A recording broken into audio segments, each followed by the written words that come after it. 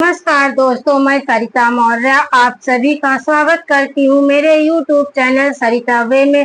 कैसे हैं आप सब? तो ये बताने के लिए कमेंट बॉक्स में जय माता दी जरूर लिखिएगा। दोस्तों, आज के वीडियो में जानेंगे कि अगर किस्मत साथ नहीं दे रही है, मेरे घर में बरकत नहीं हो रही है, मेरे घर में सुख समृद्धि नहीं है और मेरी पति की कमाई में बढ़ोतरी नहीं हो रही है, तो हम महिलाएं कौन सा ऐसा 5 कार्य करें जिससे हमारे घर में सुख समृद्धि और बरकत बनी रहे, जिससे मेरे पति की कमाई में बढ़ोतरी हो।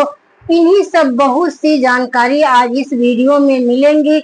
इससे पहले दोस्तों, अगर आपने मेरे वीडियो को लाइक और चैनल को सब्सक्राइब नहीं किए हैं तो प्लीज वीडियो को लाइक और चैनल को सब्सक्राइब कर लीजिएगा।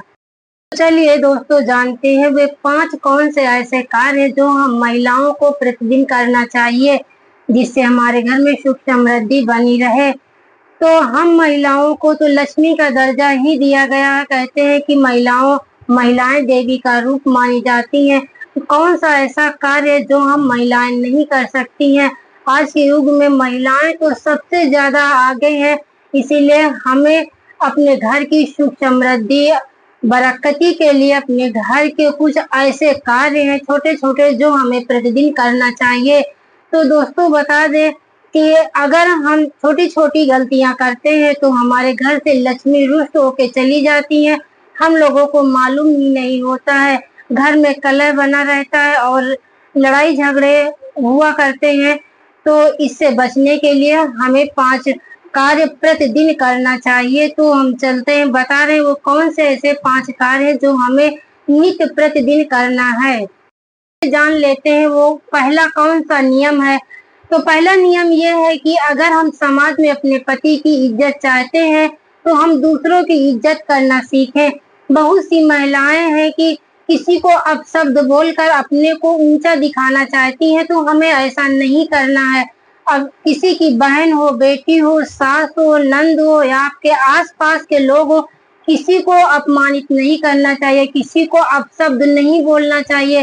किसी को अपशब्द बोल के हमें बड़ा नहीं बनना, हमें महान नहीं बनना है। तो इन्हीं सब बातों को आपको ध्यान में रखते हुए कार्य करना है जिससे आपके पति की समाज में इज्जत हो। अगर आप अच्छा करेंगी तो अच्छा कहलाएंगी, अगर आप अच्छा नहीं करेंगी तो आप अच्छा नहीं कहलाएंगी। इन्हीं सब बातों को ध्यान में रखते हुए हम महिलाओं को किसी का अपमान नहीं करना चाहिए। किसी को अपशब्द बोलकर हम जंग नहीं जीत लेंगे कि किसी को अपशब्द बोल के हम जंग जीत लेंगे, ऐसा कुछ नहीं है। इन्हीं सब बातों को ध्यान में रखते हुए हमें कार्य करना चाहिए। तो दूसरा नियम यह है कि हम महिलाओं को सबसे पहले सूर्योदय के पहले उठ जाना चाहिए और उठकर अपने घर की साफ सफाई कर लेनी चाहिए। साफ सफाई करने के बाद में आप अपने मंदिर में पूजा पाठ कर लीजिएगा और पूजा पाठ करने के बाद में हम जो कार्य है अपना अपने समय से कर लीजिएगा, क्योंकि सुबह तो जल्दी रहती है, जल्दी में हम लोग कुछ कर नहीं पाते हैं।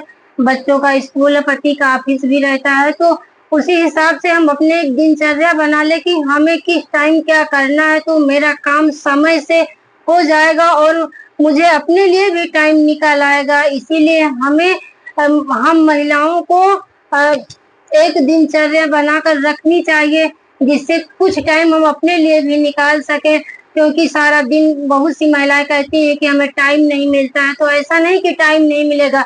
आप अगर अपना काम समय से करेंगी तो खुद अपने लिए टाइम निकाल सकती हैं। जैसे कि खाना बनाते समय बहुत सी महिलाएं फोन वगैरह चलाती हैं, तो उस समय फोन वगैरह ना देखें, उस समय फोन वगैरह रख दे।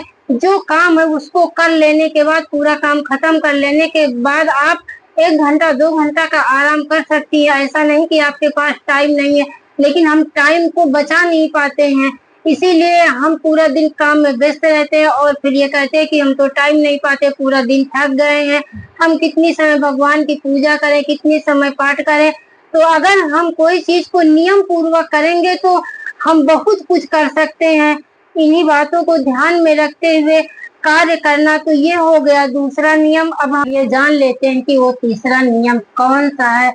तो बता दें कि अगर अपने घर में सुख समृद्धि और धन की बरकत चाहती हैं तो आप अपने घर के मंदिर में बैठकर सुंदर कांड का पाठ जरूर करिएगा। वैसे तो बहुत से देवी देवता हैं जिनको हम सब अलग अलग तरीके से अपना इष्ट यानी कि भगवान मानते हैं, लेकिन सुंदर कांड का पाठ हम सबको प्रतिदिन करना चाहिए। सुंदर कांड का पाठ करने से हमारे घर की नकारात्मक ऊर्जा खत्म हो जाती है, तो इसलिए हमें सुंदर कांड का पाठ जरूर करना चाहिए।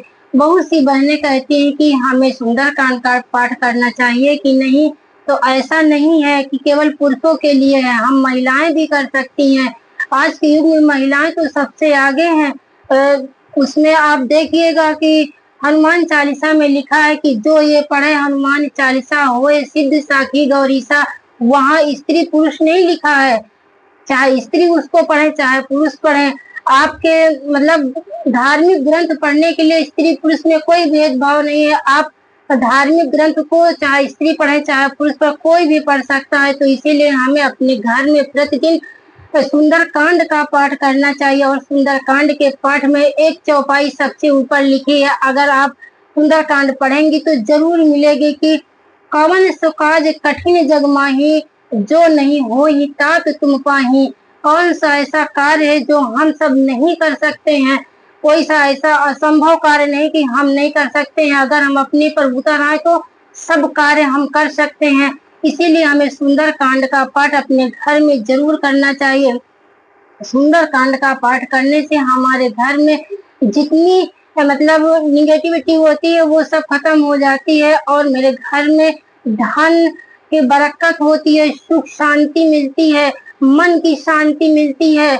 हमारा ध्यान जो है वो भगवान में लगा रहता है। एक बार आप पढ़ के तो देखिए, बहुत सी बहनें कहती हैं हमें पढ़ने का ढंग नहीं है।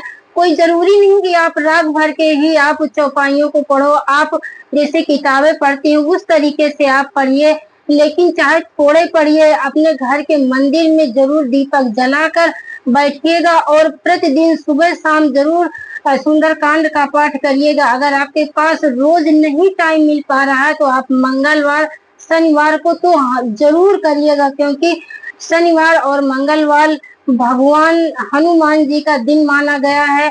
इसीलिए हमें मंगल के दिन और शनिवार के दिन हनुमान चालीसा का जरूर पाठ करना चाहिए। कहते हैं कि हनुमान चालीसा पढ़ने से और मतलब हमारे घर में जितनी नकारात्मक ऊर्जाएं होती वो तो खत्म ही हो जाती हैं, लेकिन मन बहुत शांत होता है।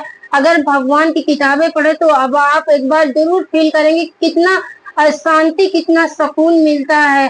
इसीलिए हमें सुंदरकांड का पाठ करना चाहिए, और सुंदरकांड को पढ़ने से आपके बच्चों के जो बुद्धि विवेक है वो भी बढ़ता है। और अपने बच्चों को जरूर सिखाइएगा कि रामायण की एक चौपाई को कोई भी हो, अगर रामायण की एक चौपाई अगर वो नित्य प्रतिदिन पढ़ते हैं तो उनका मानसिक संतुलन सही रहता है। इसीलिए हमें अपने घर में सुंदरकांड का पाठ जरूर करना चाहिए। तो ये तो हो गया तीसरा नियम। ये जान लेते हैं कि वो चौथा नियम क्या है। तो चौथा नियम ये है कि बहुत सी महिलाएं हैं कि सुबह में नहा तो लेती हैं, अपने कपड़े उतार के रस्सी पे टांग देती हैं, बाथरूम में छोड़ देती हैं, वो दूसरे दिन धुलती हैं। तो हमें ऐसा नहीं करना है। ऐसा करने से भी हमारे घर की लक्ष्मी रुष्ट होके चली जाती हैं, क्योंकि जब हमारे घर में गंदगी रहेगी तो लक्ष्मी कहाँ से आएगी?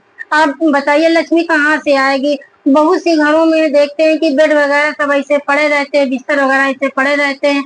तो ऐसा नहीं करना चाहिए। बच्चे स्कूल चले जाएं, सुबह में नहीं टाइम मिलता है, पति ऑफिस चले जाएं, फिर उसके बाद में आप अपने घर का सारा काम कर लीजिएगा। कपड़े दूसरे दिन को बिल्कुल न रखिएगा। आप किसी भी टाइम उसी दिन धुल लीजिएगा, लेकिन दूसरे दिन के लिए कपड़े बाथरूम में मत छोड़िएगा। तो इस बात का आपको विशेष ध्यान रखना कि अपने घर की साफ सफाई करें। आपके घर में जब साफ सफाई रहेगी तभी आपके घर में लक्ष्मी भी प्रवेश करेगी। नहीं आप चाहे जितना कमा लें, चाहे जितना आपके घर में धन दौलत हो, वो जाते देर नहीं लगती है। तो हमें अपने घर की साफ सफाई भी कर लेनी चाहिए। ये बात हम महिलाओं को जरूर ध्यान देना चाहिए, क्योंकि पुरुष वर्ग तो बाहर रहते हैं, बच्चे ये सब कर नहीं पाते। तो ये हम जिम्मेदारी महिलाओं की है, हम महिलाओं को ही सब बातों को ध्यान देना चाहिए। तो ये तो हो गया चौथा नियम। ऐसा करने से भी हमारे घर में धन की बरकत होती है, और हमारे पति की जो कमाई में बढ़ोतरी होती है, हमारे पद को ऊंचाई तक ले जाने में हम महिलाओं का ही हाथ होता है। तो इस बात का विशेष ध्यान रखें। जान लेते हैं वो 5वां कार्य कौन सा है। तो 5वां कार्य ये है कि आप अपने घर में जब भी शाम के समय दिया बत्ती करें तो अपने घर के मंदिर में तो प्रदोष काल में ही करें। कहते हैं कि प्रदोष काल में किया हुआ दिया बत्ती बहुत ही शुभ माना जाता है। शाम के समय प्रदोष काल में माँ लक्ष्मी सबके दरवाजे पे घूमा करती हैं। हम लोग देख नहीं पाते, जान नहीं पाते किस रूप में भगवान अपने मेरे घर में प्रवेश करते हैं। तो हमें प्रदोष काल में ही दिया बाती करनी चाहिए। वैसे तो हम पूजा पाठ करते समय बहुत सी आरती पढ़ते हैं, बहुत सी भगवानों की आरती पढ़ते हैं, गणेश जी की आरती पढ़ते हैं, शंकर जी की आरती पढ़ते हैं, माँ दुर्गा की आरती पढ़ते हैं, हनुमान जी की आरती पढ़ते हैं, हनुमान जी की हनुमान चालीसा पढ़ते हैं। वैसे अगर आपके पास नहीं टाइम है तो केवल आप एक मंत्र जरूर पढ़िएगा कि कर्पूर गौरम करुणावतारम संसार सारम भुजगेंद्रहारम। इसी को पढ़ के आप आरती कर लीजिएगा अपने घर में, तो सभी देवी देवताओं की आरती पूर्ण हो जाती है।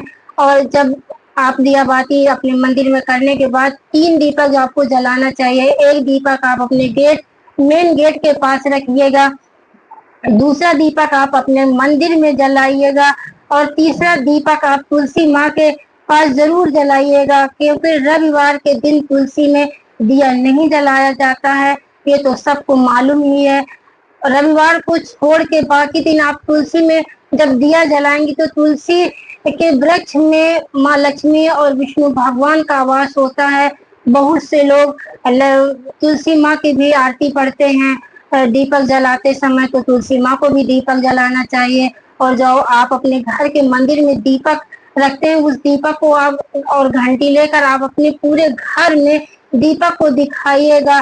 फिर उसके बाद में जल से अचवन करके पूरे घर में जो है दीपक को ऐसे कर दीजिएगा। मतलब फिर करने के बाद में आप अपने मंदिर में उसको रख दीजिएगा और भगवान से हाथ जोड़ लीजिएगा कि भगवान जाने अनजाने में जो गलतियां हमसे हो गई हैं उसके लिए हमें माफी चाहिए और हमारे घर में सुख समृद्धि और बरकत बनाए रखना। मेरे बच्चों पर अपनी कृपा बनाए रखना, मेरे पति पर अपनी कृपा बनाए रखना। तो मतलब कि इसी तरह हमें अपने धर्म की पूजा पाठ करनी है, दिन प्रतिदिन करनी है। इस चीज को विशेष ध्यान रखना चाहिए हम महिलाओं को, क्योंकि महिलाओं से ही घर चलता है और महिलाएं ही घर को बहुत ऊंचाई तक ले जाती हैं। हम महिलाओं को इन्हीं बातों को विशेष ध्यान में रखते हुए कार्य करना है। तो आज का वीडियो यहीं तक था, फिर मैं मिलती हूँ अगले वीडियो में। आप जहां भी रहिए स्वस्थ रहिए, सुरक्षित रहिए और खूब खुश रहिए। अगर वीडियो पसंद आया हो तो प्लीज वीडियो को लाइक और चैनल को सब्सक्राइब कर दीजिएगा। धन्यवाद।